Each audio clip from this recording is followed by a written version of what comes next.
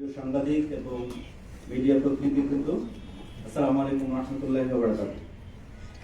AB পার্টির পক্ষ থেকে আপনাদের সবাইকে স্বাগতম জানাচ্ছি। 1971 সালের মুক্তিযুদ্ধ এবং 24-এর সকল নিহত শহীদ এবং আহতদের শ্রদ্ধার সাথে স্মরণ করছি। আমরা 21 জানুয়ারি 2025 তারিখে নতুন একটি গ্যাজেটের মাধ্যমে প্রকাশিত বিচারপতি নিয়োগ সংক্রান্ত অধ্যাদেশ 2025-এর ব্যাপারে মূল্যায়ন এবং পর্যালোচনার জন্য আজকে আপনাদের সাথে একত্রিত হয়েছি।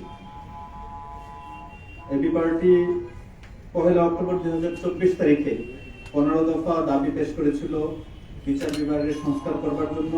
বেশর ফুয়াদ ভাই ইতিমধ্যে এগুলো নিয়ে আপনাদের সামনে ব্রিফিং করেছেন।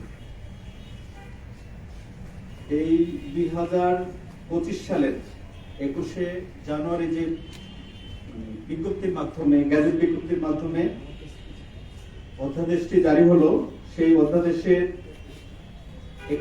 এটা একটা পজিটিভ দিক। এবি পার্টি মনে করে এটা একটা ইতিবাচক পদক্ষেপ সরকারের বিচার বিভাগের সংস্কারের ক্ষেত্রে, এবং এই জন্য এবি পার্টি এটাকে সাধুবাদ জানায়।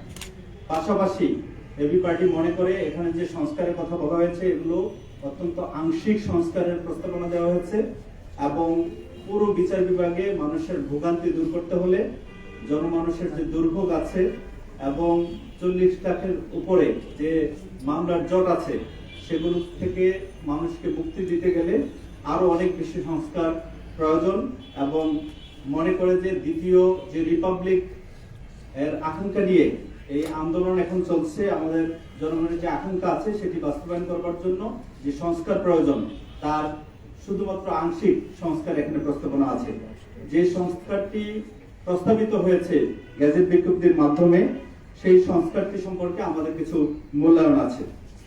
এই সংস্কারটির ক্ষেত্রে আপনার এই জুডিশিয়াল অ্যাপয়েন্টমেন্ট কাউন্সিল যেটা গঠন করা হয়েছে সুপ্রিম কোর্টের আপিল বিভাগ এবং হাইকোর্ট বিভাগের বিচারকদের নিয়োগ করবার জন্য, এর গঠন নিয়ে আমাদের কিছু মন্তব্য, সমালোচনা এবং প্রস্তাব আছে। এখানে 7 সদস্য বিশিষ্ট কমিটি গঠন করা হয়েছে। 7 সদস্যের প্রথম থাকবেন চিফ জাস্টিস, প্রধান বিচারপতির নেতৃত্বে। তারপর দ্বিতীয় সিনিয়র যে জাস্টিস থাকবেন অ্যাপিলেট ডিভিশনের উনি।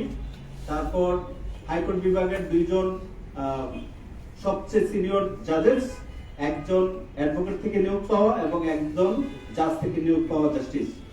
সাথে থাকবেন একজন অবসরপ্রাপ্ত আপিল ডিভিশনের বিচারক, এবং সাথে থাকবেন একজন অ্যাটর্নি জেনারেল আর একজন আইনের অধ্যাপক অথবা আইন বিশেষজ্ঞ। এই 7 জন ব্যক্তি নিয়ে এই কমিশন কাউন্সিলটি গঠিত হচ্ছে। কিন্তু